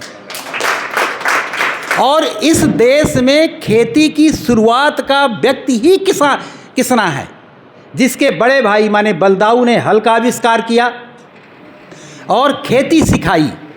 तो खेती की परंपरा आज से 5200 साल पहले किसना ने ही डाली। उनका फॉलोअर होने के कारण ही हम किसान कहलाते हैं। और ऐसा संयोग हुआ कि वह धीरे धीरे अपने उस आंदोलन को बढ़ाते बढ़ाते उसी ने पहली बार गोबर को धन कहा। गोबर ही धन है, दूध नहीं है, घी नहीं है, गोबर धन है। क्या होता था, पानी बह के निकल जाता था यमुना में। उनका जिस इलाके से वो आते हैं वो यमुना के किनारे है। इसी तरह की मिट्टी है, पानी बरसा, जितना ऊपर का उपजाऊ है बह के निकल गया। उसमें गोबर डालने से पानी सोखने की क्षमता वृद्धि होती थी। मेड़ बनाओ, गोबर डालो, गोबर ही तुम्हारा धन है। इस बात से खेती की शुरुआत हुई। ऐसा संगठन तैयार हुआ कि इसकी सूचना कंस को पहले उसने वहीं गांव में दबाने की कोशिश की। जब वो वहाँ नहीं दबा पाया तो उसने बड़े बड़े लोगों को भेजना, सेनापतियों को भेजना शुरू किया। और ऐसा संयोग हुआ कि जितने बड़े सेनापतियों को कंस ने भेजा वो उतनी ही और सांगठनिक शक्ति से उसका सामना किया। और ऐसा संयोग हुआ कि कंस से युद्ध नहीं हुआ। कृष्ण के वहाँ पहुँचने के पहले कंस स्वधाम सिधार गए और जाके कभी भी कृष्ण राजा नहीं बना। वह केवल उस राज्य में पहुंचा, चूंकि उसको राजकाज का विरोधी था। वो ग्राम स्वराज्य का बीज डालना चाहता था। तो उसने देखा, अरे मैंने तो मथुरा में कर लिया, अभी तो मेरे आस पड़ोस और पूरे भारतवर्ष में सभी राजा इसी तरह से टैक्स ले रहे हैं, किसानों को से छीना झपटी मचा रहे हैं, अब मैं क्या करूं। तो उसने राजाओं के बीच में काम करके सभी राजाओं को धर्म क्षेत्रे कुरुक्षेत्रे इकट्ठा किया। धर्म माने होता है व्यवस्था। कुरुक्षेत्र में व्यवस्था स्थापना की दृष्टि से समवेता युजुत्सवा, वहाँ पर युद्ध की इच्छा नहीं, उसका एक अर्थ है वाद विवाद भी उसका युजुत्सवा का मतलब होता है। वाद विवाद अर्थात शास्त्रार्थ करने के लिए कि हम एक कॉमन कॉन्स्टिट्यूशन बनाएं ताकि इस देश से सभी लोगों का संकट खत्म हो जाए, सभी राजाओं का एक ही संविधान। और वहाँ पर जब कॉमन कॉन्स्टिट्यूशन तैयार हुआ तब भारत से महाभारत बना। और उस महाभारत की सीमा गंधार से लेकर, माने आज के अफ़गानिस्तान से लेकर कन्याकुमारी तक, यहाँ अटक से लेकर कटक तक एक ही प्रकार की संस्कृति। यदि किसी के आँख में पट्टी बांध दी जाए, वही उसे न बताया जाए कि वह कहाँ पर है, भाषाओं का ध्यान न हो, अतिथि संस्कार आपको एक जैसा मिलेगा। अफ़गानिस्तान से ले, चाहे जितने धर्म बदले हों, चाहे जितनी जीवन पद्धतियाँ बनी हों, 3 चीज़ें पूरे कॉमन आपको आज भी पूरे उस अखंड भारत में मिलेंगी। अतिथि सत्कार हर किसान के पास है, चाहे वो कश्मीर का रहने वाला हो, अफ़गानिस्तान का रहने वाला हो या कन्याकुमारी का रहने वाला हो। माता पिता की सेवा और अतिथियों का सत्कार, ये सब जगह एक तरह का। दूसरा काम कॉमन कॉन्स्टिट्यूशन के ये हुआ कि प्रदेश में चाहे जितनी सीमाएं हों, किसानों के लिए कोई भी बंधन, कोई भी क्या कहते हैं, माने आने जाने में रोक नहीं रहेगी। यह कॉमन चीज़ तय हुई। तीसरी कॉमन चीज़ उस युद्ध में तय हुई, उस महाभारत में, कि टैक्स के रूप में वही लिया जाएगा जो वो पैदा करते हैं। ये 3 चीज़ें कॉमन कॉन्स्टिट्यूशन में तय हुई, तब जाके भारत महाभारत बना। आज भी 1947 के पहले कौन कल्पना कर सकता था कि 500-600 रियासतों में बटा हुआ ये देश एक देश कैसे हो गया है? एक संविधान से, वल्लभ भाई पटेल से नहीं, एक संविधान के स्वीकारने से। तो एक संविधान ने हमको एक देश बना दिया। तो कितना सरल सा सूत्र है कि अगर हम संविधान माने एक नियम जितने एरिया के लोग स्वीकार कर लेते हैं, वही हमको एकता देता है। ये सूत्र निकल गया। तो जब वहाँ महाभारत में ये तय हो गया तो लोगों ने पूछा कि कृष्ण तुम ये तो बताओ, हमको तुमने लड़ा के मार डाला और पूरे 120-25 राजाओं की तुमने ऐसी तैसी कर दी, किसी के पास कुछ बचा ही नहीं, आप करें क्या? क्या चाहते हो? कोई मॉडल है क्या तुम्हारे पास? तो उसने उसके पहले ही यहाँ पर सौराष्ट्र नाम की जगह में अपने एक लंगोटिया मित्र जिसका नाम सुदामा था उसको भेज चुके थे और यहाँ पर ग्राम स्वराज्य का एक बेहतरीन प्रयोग सौराष्ट्र में खड़ा किया। तो बिल्कुल सही बात है। कृष्ण से जब पूछा कि कहीं पर कोई ऐसी जगह है अगर कि हम अपनी उस तरह का हम अपने देश में बनाना चाहें, तो वो सौराष्ट्र हुआ। आज भी उसका संकेत यह है कि पूरी दुनिया में संयुक्त परिवार की प्रथा आज भी वहाँ जीवित है। दुनिया भर से टूट चुकी है, लेकिन सौराष्ट्र में अभी भी संयुक्त, और उसका संकेत यहाँ भी मैं देखता हूँ, साथ में खाना खाना। तो यह निश्चित रूप से क्रांति के फैलने की भूमि है, ये इसमें कोई संदेह नहीं है। सूत्र निकल जाना चाहिए। फैलाना तो गुजरात से ज़्यादा उर्वरता फलद्रुपता तो पूरे विश्व में कहीं पर नहीं है। यहीं से गांधी निकले, यहीं अभी मोदी जी हैं, यहीं से सरदार वल्लभ भाई पटेल निकले, यहीं से जो भारत का जो हम इतना सुंदर स्वरूप देखते हैं, जैसा भी देखते हैं, उसके रचनाकार तो ज़्यादातर यहीं से निकले हैं। तो निश्चित रूप से यदि विचार में पूर्णता होती है तो फैलती है, नहीं होती है तो नहीं फैलती है। यदि विचार में पूर्णता है तो निश्चित रूप से फैलेगी। तो मैं इसके लिए आपके उस संकेत को और ज़्यादा सुदृढ़ करने के लिए कह रहा हूँ कि इस धरती में अगला काम, धरती में, भारत में नहीं, यदि कोई शेष है तो वो व्यवस्था का ही शेष है। व्यवस्था का मतलब जहाँ हर व्यक्ति को बिना ऊर्जा के खर्च किए, बिना पैसे के न्याय, शिक्षा, स्वास्थ्य, उत्पादन के अवसर और विनिमय की स्वतंत्रता मिल जाए, उसी को व्यवस्था कहते हैं। और यह भारत भर नहीं, पूरी दुनिया को इसकी प्रतीक्षा है। तो जो भी सोचें, अब ऐसा संभव मुझे नहीं लगता है कि अकेले भारत में ये होगा, पूरी दुनिया में ही होगा। और अभी इस समय की पूरी वैश्विक परिस्थितियों को देखिए तो आपको लगेगा कि सबको प्रतीक्षा है। वेनेजुएला को राष्ट्रपति को दूसरे देश का राष्ट्रपति ऐसे उठा के ले गया जैसे बकरी छोड़ के ले जाता है। क्यों ले गया? बकरी चुरा के ले जाता है, ऐसे लेके चला गया। क्यों चला गया? Political system. क्या है पॉलिटिकल सिस्टम? पहले अपने देश के सारे अधिकारों को एक जगह केंद्रित किया कानून बनाकर, और फिर एक व्यक्ति में केंद्रित कर दिया। अब व्यक्ति को चुरा लिया, पूरे देश को चुरा लिया। यदि हम इसको डिसेंट्रलाइज कर दें, अब ईरान से क्यों नहीं जीत पा रहा है? क्यों नाक रगड़ा दिया उसने अमेरिका को? उसको पता ही नहीं चल पा रहा है कि ये पावर किसके पास है। जिसको भी मार देता है वो खटाक से दूसरी जगह चली जाती है। तो हमारा ऐसा एक राजनीतिक तंत्र, ऐसा व्यवस्था तंत्र जिसके एक आदमी के अपहरण से पूरा देश अपहरण ना हो जाए, उस तंत्र को विकसित करना आज समय की मांग है। आवर्तनशील खेती उसकी बेचता है। आवर्तनशील खेती उसका एक बीज है। तो मैंने सुबह मनोज भाई महाराज जी से के सामने भी एक प्रस्तुत किया था कि सबसे पहले प्रामाणिक व्यक्ति ही प्रचारक होता है। यदि प्रचारक प्रामाणिक नहीं है तो उसके प्रचार में खोखलापन लगता है। प्रामाणिक व्यक्ति प्रचारक हो, फिर धीरे धीरे उसके अंदर वैचारिक विचारक हो। विचारक माने समस्याओं को खोजने में, उसकी जड़ तक पहुंचने में सक्षम हो और समाधान देने में सक्षम हो।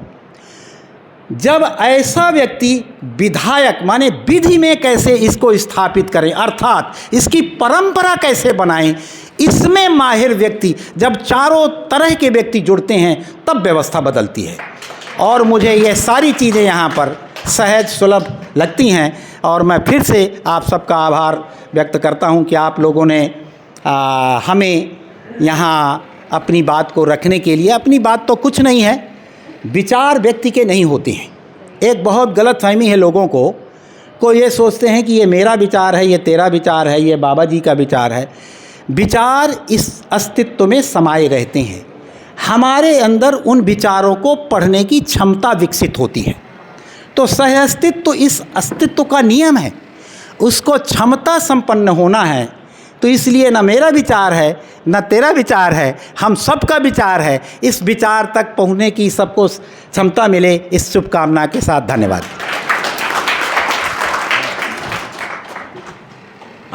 આપણે પ્રેમચંદજીને અને અહીંયા રામકૃષ્ણ સાંભળો, આ જે સંસ્થાનું નામ છે રામ અને કૃષ્ણ બેયને એણે ભેગા કર્યા છે.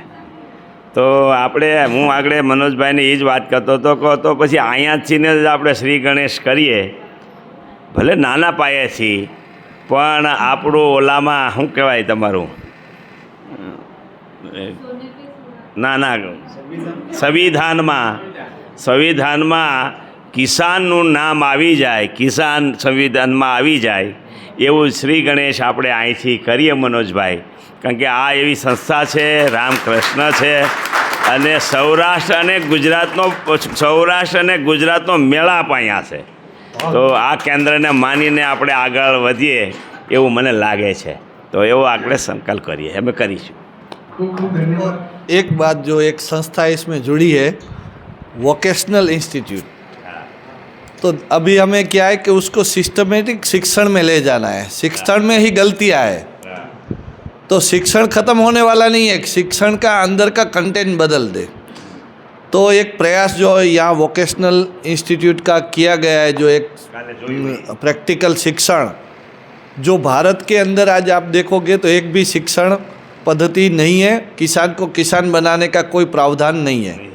तो वो सरकार तो जब करे तब करे, उसका प्रयास तो चल रहा है, मगर क्या हम कर सकते हैं? तो हमें ही अपने यहाँ आज नई एजुकेशन जो नेशनल एजुकेशन पॉलिसी आई है, उसमें काफ़ी तरह के जो सहयोग सरकार की यूनिवर्सिटियों में कुछ छूट छाट मिली है, उसको आधार बना के अपने अपने ज़िलों में ऐसे कोई सोशल संस्था अपनी नज़दीकी यूनिवर्सिटी के साथ मिल के ऐसे वोकेशनल, ऐसी एक प्रैक्टिकल फार्म है तो वहाँ सिखाने वाला भी किसान है, उसको भी आज पदवी मिल रही है प्रैक्टिस ऑफ प्रोफेशनल की, तो वो आप दे सकते हैं कुछ पढ़े लिखे को जोड़ के। तो हमें ऐसा शिक्षण का भी दिशा में आगे बढ़ना चाहिए। ये एक बात हम सब साथ में लेके जाए और उसकी दिशा में भी प्रयत्न करें। सही बात है। ये तो माध्यम हो सकता है। ખૂબ ખૂબ ધન્યવાદ બધા મહાનુભાવોએ સરસ રીતે આપણને આશીષ વચન આપ્યા. હવે આપણા આ પ્રોગ્રામને આગળ લઈ જતા જે પણ વિદ્યાર્થીઓએ અહીંયા 4 દિવસનો અભ્યાસ પૂર્ણ કર્યો છે એમને આપ સર્વે મહાનુભાવો વતી એક પ્રમાણપત્ર પ્રસિદ્ધ પત્ર બધાને આપવાનું છે. એના માટેની થોડી સૂચના हम लोग दे देते हैं. તો બધા પહેલાં ભૂમિપૂજન અહીંયા કરીને ભૂમિપૂજન કર્યા પછી આગળ બધા લાઈનમાં રહેશે. એક એક 2 મિનિટ કહી દે તો સમજા है तो चालू करो. અત્યારે चालू अभी जो यहाँ एक व्यवस्था रखी है तो हम अपने मिट्टी को हम माँ मानते हैं. हमारे वेदों ने बताया माता भूमि पुत्रो हम पृथ्व्या. तो हमारा व्यवहार जो है आज मालिकीपन से हो रहा है उसके बजाय हमारा संबंधों से हो. हमारा व्यवहार धरती को माँ बोला है, नदी को माँ बोला है, गाय को माँ बोला है, तुलसी को माता बोला है. तो ये हम बोले तो हैं मगर वो भूल जाएंगे. तो फिर से वो संबंध जो हमारा टूट चुका है फिर से बने. पहले के ज़माने में किसान से पहले यहाँ धरती पुत्र बोलते थे किसान को. तो ये माता पुत्र का संबंध फिर से उजागर हो जो भूल चुके हैं. हम इसको मिट्टी का टुकड़ा मानते इसलिए उसमें जहर डालना हमारे लिए आसान है. अगर धरती को हम माँ मान लेंगे तो फिर जहर डालने का आपका कहीं न कहीं व्यवहार में सोच आएगी. तो ये एक हमारा व्यवहार बदले उसके लिए एक देश भर में अक्षय कृषि परिवार एक अभियान चला रहा है कि ये भूमि का पूजन हो. और भूमि का पूजन हर किसान हर संस्था अपने अपने बैनर पे अपने अपने स्थान पे ये चलाए. उसके लिए कुछ दिन भी तय अपने तरीके से कर सकते हैं मगर एक गाइडलाइन के तौर पे एक चैत्री शुक्ल एकम यानी अभी चैत्री नवरात्र है उसका पहला दिन गुड़ी पड़वा जो बोलते हैं वो धरती का उत्पत्ति दिन है यानी कि धरती का जन्मदिन है. तो उसका जन्मोत्सव के रूप में हम पूजा हर भारत में हर व्यक्ति हर संस्था करे. दूसरा है कि एक दिन ऐसा भी है अक्षय तृतीया जो किसानी का प्रारंभ दिन है. जो हमारी बारिश की जो खेती शुरू होती है सालाना खेती का प्रारंभ दिन है तो उस दिन को भी आधार बना के कर सकते हैं. तीसरा है कि हमारे यहाँ कभी भी अपना ऐसे कार्यक्रम होता है तब भी हम इसको आधार बना के पूजन का कार्यक्रम साथ में रखें. तो ये आज प्रतीकात्मक तौर पे हम सब पूजन भी करेंगे. पूजन इतना ही है कि हम भाव प्रकट करना है. इसमें मिट्टी भी है, कुंभ के अंदर जल भी है, उसके साथ में एक पौधा भी है और बगल में गाय भी प्रतीकात्मक है. तो हमें ये कुल मिला के प्रकृति का आधार है. तो हमें पंच महाभूत का जो हमें पूजन याद करना है. पंच महाभूत भी छूट गया है तो ये पूजन का एक हमारा भाव जागरण का कार्यक्रम है. और सबको पैम्पलेट दिया है अपने अपने एफपीओ में जितने भी किसान जुड़े हैं. तो ये कार्यक्रम हम अक्षय तृतीया को बड़ा से बड़ा करें और छापा में दे. लोगों को क्या है उसका मार्केटिंग भी करना पड़ेगा. हम मार्केटिंग नहीं करते हैं तो भी हमारा सही विषय चलता नहीं है. तो उसका कोई लोगों को बुला के उसमें संकल्प ले, भजन करे, कुछ पूजन करे, मिल के विचार करे, ये उसकी प्रक्रिया का भाग हो सकता है. आज हम सिर्फ प्रतीकात्मक करेंगे. आपके यहाँ वो आधा घंटे का एक कार्यक्रम बनना चाहिए. इस तरीके से एक अपील भी है. तो आप सब अभी पूजन करके फिर अपना लेके आज हम कुछ लेके जाए तो ये प्रसादी के तौर पे संकल्प के तौर पे कि आज से हमारा प्रकृति के साथ एक संबंध जो भूला है वो फिर से जोड़ रहे हैं. ખૂબ ખૂબ ધન્યવાદ મનોજભાઈ. ભૂમિપૂજનનું મહત્ત્વ શું છે અને આપણે કેવી રીતના ભૂમિપૂજન કરવાનું છે એનું આપણે વિગતવાર માર્ગદર્શન કર્યું. હવે રોનકભાઈ જેનું નામ બોલે એ ત્યાં લાઈનમાં ઊભા રહી જાય. નામ પહેલાં બોલી જશે એટલે 10-10 લોકો લાઈનમાં પાછળ ઊભા જ રહે અને એક એક જણા ઉપર જે ચટાઈ પાથરી છે એની ઉપર એક જણો જ આવે જેથી કરીને સિંગલનો ફોટો અહીંયા આવે. અને महानुभावों को नम्र विनती कि एक एक सर्टिफिकेट सबके हाथ में दे और सबका फोटो निकले और आगे बढ़े. और आज एक बहुत अच्छा खुशी का बात है मनोज भाई के घर पे एक पोत्री का जन्म हुआ है. अहल्या नाम है उसका. और आज अहल्या और हमारे जनक भाई और सारी दीदी के वहाँ पर हमारी छोटी सहज व्यक्ति भी आई है. तो इन दोनों के मान में आज सबको मिठाई भी देने वाले हैं। तो मनोज भाई को भी हम लोग खूब खूब बधाई देते हैं इसके लिए और शादी को तो सब भाई और बहनों जो ने ये शिविर पूर्ण किया है उसको सर्टिफिकेट इन चारों संस्थाओं की तरफ से हम लोग प्रदान कर रहे हैं।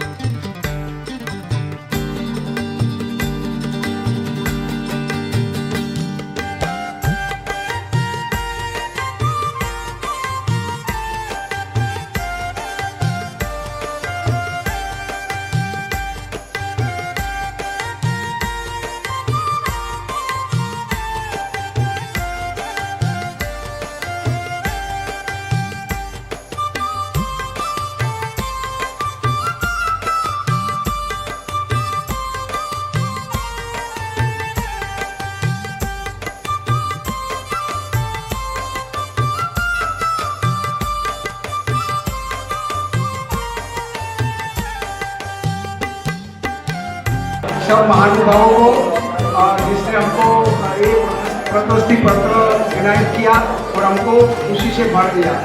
और खास मनोज भाई के लिए खूब खूब धन्यवाद। आज उसके तरफ से हमको मिठाई का एक बॉक्स भी मिला है।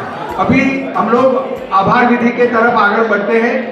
तो सबसे पहले रामकृष्ण ट्रस्ट, हमको उसका आभार का जरूरत नहीं है, लेकिन भी एक कृतज्ञता का भाव है। तो रामकृष्ण ट्रस्ट के पूरे टीम यहाँ पर आ जाए स्टेज के पास। रामकृष्ण ट्रस्ट की पूरी टीम, मनोज भाई, शैलेंद्र भाई, पटनी साहब, श्यामजी भाई, सफाई की जो टीम है आगे आ जाइए। आभार, खूब खूब आभार।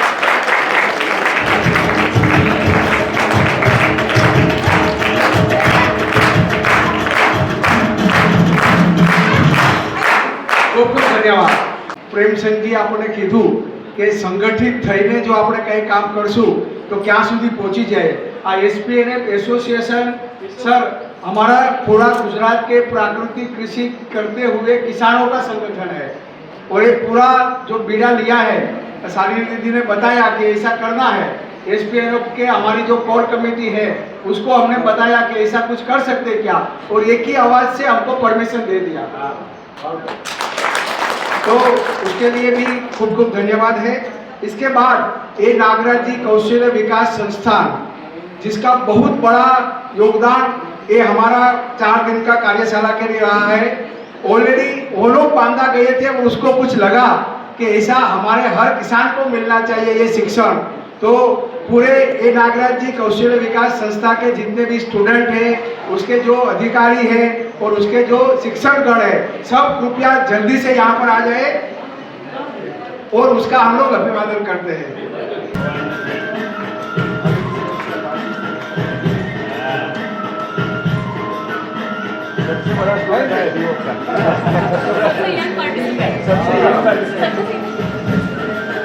અને લાસ્ટમાં પણ લિસ્ટમાં નથી એવા આપણી બાંદાની ટીમ, તો બધા જ લોકો બાંદાની ટીમમાંથી અહીંયા આવી જાય। પ્રેમસિંહ ભૈયા, શેખર ભૈયા, જીતેન્દ્ર ભૈયા, પુષ્પેન્દ્ર ભૈયા, રવિન્દ્ર ભૈયા, બધા જ લોકો જે પણ અહીંયા સહભાગી થયા છે, પાર્ટિસિપેટ કર્યું છે, જેને અભ્યાસ કર્યો છે, અગર આપણે બધા ખેડૂત ભાઈઓ બહેનો અહીંયા ન આવ્યા હોય તો આ શિબિર કોણ લે? તો બધા જ આપણા પાર્ટિસિપેન્ટનો ખૂબ ખૂબ આભાર। પોતાનો 4 દિવસનો સમય કાઢી અને આ બધા ઊભા થઈને પોતપોતાના ખંભા ઉપર હાથ દબાવી બધા ઊભા થઈને જોરદાર તાળી, ખૂબ ખૂબ આભાર અને જોરદાર ડાન્સ।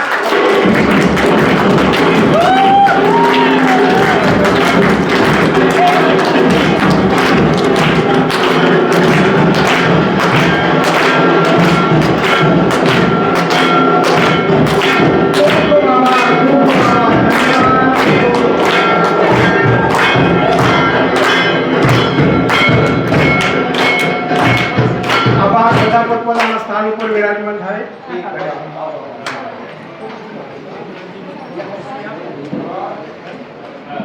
बहुत बहुत धन्यवाद।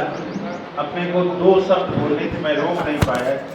इस तरह का मैं अभिभूत हो गया, इस तरह का कभी कोई अनुभव नहीं था।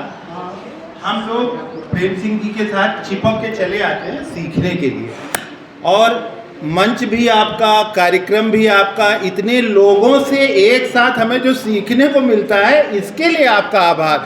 हम कोई सिखाने नहीं आते, हम एक साथ बिना खाली हम टिकट करा लेते हैं और आप इतना अच्छा कार्यक्रम आयोजित करते हैं। इतने लोगों से मिलने का, एक साथ सीखने का जो भाव आता है, इसलिए हम आते हैं। हम कुछ सिखाने उखाने नहीं आते, इतनी हमारी कहाँ औकात है। बहुत बहुत धन्यवाद ऐसी व्यवस्था के लिए। इस तरह का जो आपने उत्सव बना दिया है, ये हमारे लिए भी सीख हो गई है, और मैं कोशिश करूँगा कि जब हम लोग आयोजन करें तो इस तरह का उत्सव करें। बहुत बहुत धन्यवाद, बहुत बहुत आभार। બધાનો જેણે આભાર માન્યો છે, સમગ્ર કાર્યક્રમનું જેમણે ખૂબ જ સારું એવું સંચાલનનું બીડું ઝડપ્યું, પછી સંચાલનમાં તો ઘણા બધા સાથે આવ્યા અને ઘણી બધી સંસ્થાઓ જોડાણી, પરંતુ બધાને એક તાતણે બાંધવા માટેનો જેણે પ્રયાસ કર્યો દાદાના માર્ગદર્શનમાં, એવા અમારા એસપીએનએફ એસોસિએશનના ઉપપ્રમુખ શ્રી હિતેશભાઈ વોરા, જે સુપર એફપીઓમાં પણ ચેરમેન છે, એવા હિતેશભાઈને સૌ કોઈ તાળીઓથી વધાવીએ। ખૂબ ખૂબ આભાર હિતેશભાઈનો કે બધાને એક તાતણે તમે લાવ્યા। ખૂબ ખૂબ ધન્યવાદ। અને બસ આ પ્રસંગે મહાનુભાવોના આશીર્વાદ લઈ અને એની પરમિશન લઈ આ સત્ર અને આ પ્રોગ્રામને અત્રે આપણે પૂર્ણ જાહેર કરીએ છીએ। બધા જ લોકો અહીંયા આવી જાય, આપણે બધા સામૂહિક રીતે ગ્રુપ ફોટો લઈ લઈએ અને આપણે આ પ્રોગ્રામને પૂર્ણ કરી અને અભિનંદન। ખૂબ ખૂબ આભાર।